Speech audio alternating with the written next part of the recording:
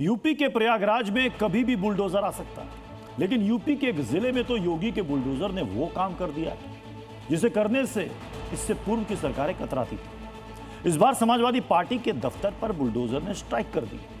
Bulldozer SP दफ्तर को मिट्टी में मिलाकर चला गया और अखिलेश यादव कुछ नहीं कर पाए। अब कोई किसी गरीब की जमीन पर कब्जा नहीं कर सकता है।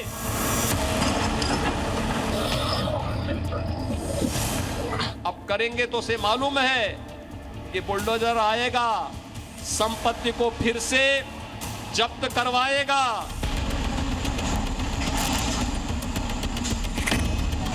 जहां अवैध कब्जा, वहां योगी आदित्यनाथ का बुलडोजर।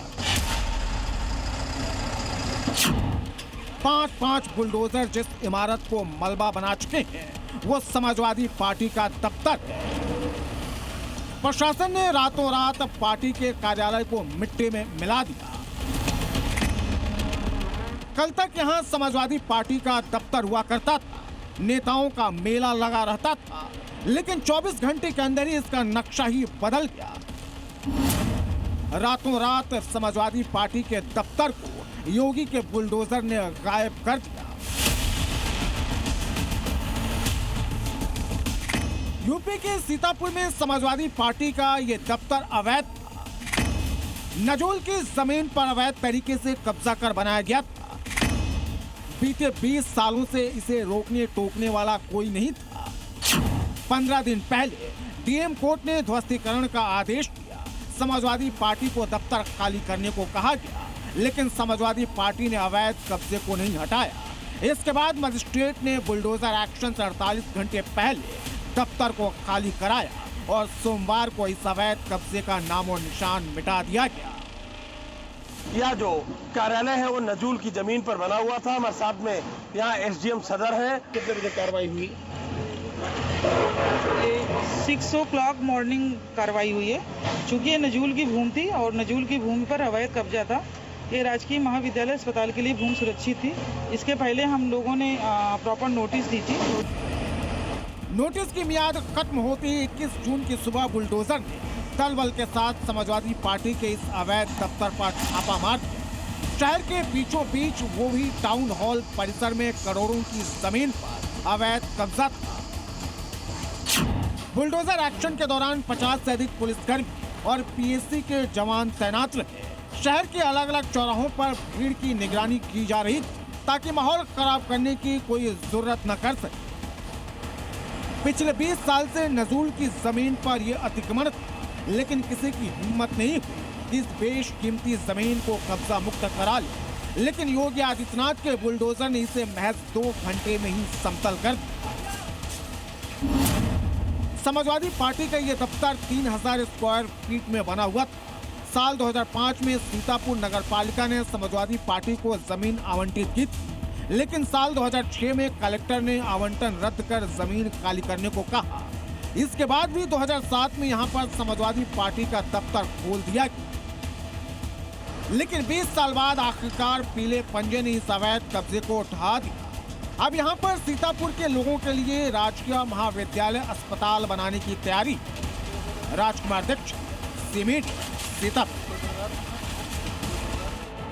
मदरसों को लेकर अक्सर सवाल खड़े होते रहे।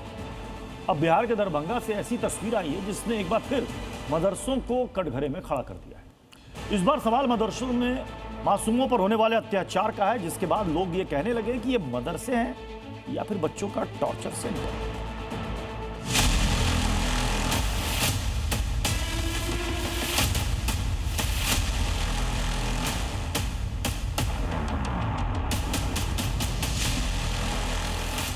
पैरों को जंजीरों से जकड़ दिया गया है।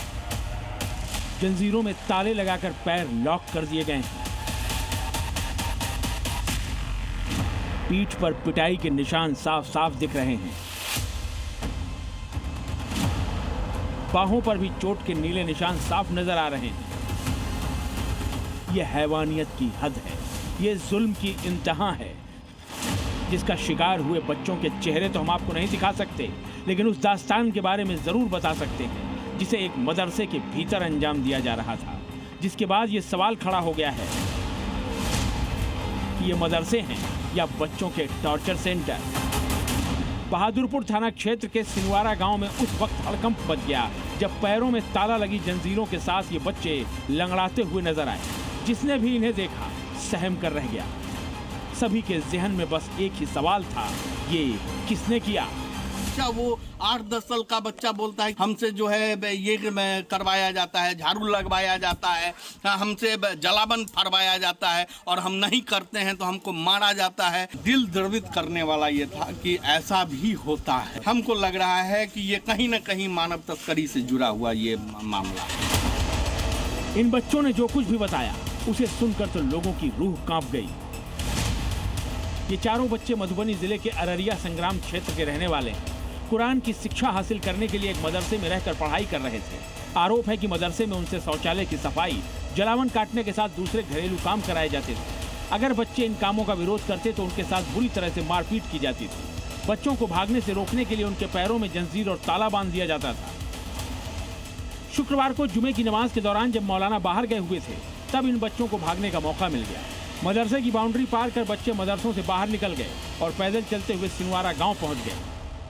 4 बच्चा भागता हुआ आया था और यहाँ रूपा चौक पर हम लोग देखे कि उसके हाथ पैर में सिक्कर लगा हुआ था सबका और बेहाथ फटा हुआ था पूरा। मदरसा से भाग करके आया है। मौलवी हम लोगों के साथ मारपीट करता था, हमारे साथ शारीरिक गलत काम करता था। क्या मांग करते हैं? सब मदरसा का जांच हो, सब मदरसा बंद हो।